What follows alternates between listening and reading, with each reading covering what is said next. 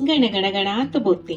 स्वाद गाथा या माझ्या चॅनेलवर तुम्हा सर्वांचे मनापासून खूप खूप खूप स्वागत आहे. चला तर मी आज बनवल्या आहेत बटाट्याच्या काचऱ्या.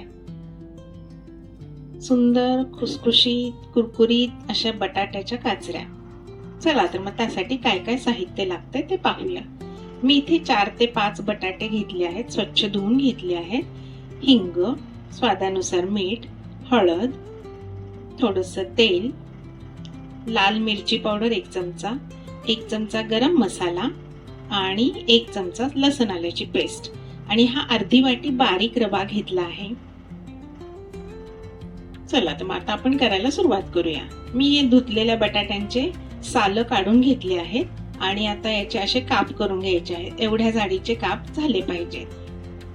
आता हे स्वच्छ धुवून घेतले आहेत काप मी परत. त्याचं स्टार्च आहे ते सगळं निघून गेलं आहे. आता या बटाट्याला मी मीठ टाकून घेत आहे. 1 चमचा लाल मिरची पावडर, हे तिखटाचं प्रमाण तुम्ही कमी जास्त करू शकता, आणि 1 चमचा गरम मसाला. त्याच्यानंतर थोडीशी हळद आणि चिमूटभर हिंग. आता त्याच्यामध्ये 1 चमचा लसूण आल्याची पेस्ट टाकून घेते.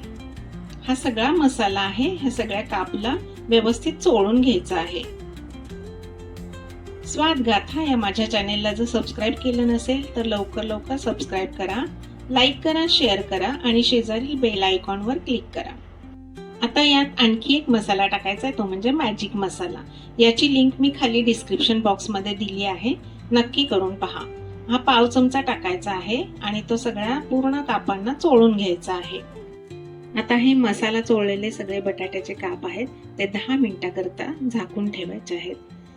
हा बारीक रवा घेतला आहे आपण अर्धी वाटी. त्यात स्वादानुसार मीठ घ्यायचं आहे, चिमूटभर हळद घेते, चिमूटभर हिंग घ्यायचा आहे.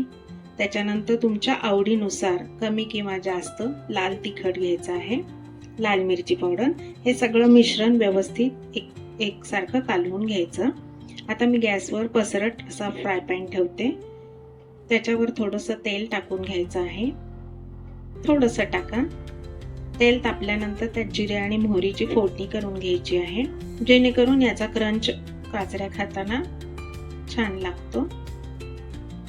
आता हा मसाल्याचा रवा आहे, त्याच्यामध्ये हे आपण मसाल्यात घोळवलेले काप आहेत ते असे घोळवून घ्यायचे आहेत आणि एक एक करून असं ठेवून घ्यायचं आहे.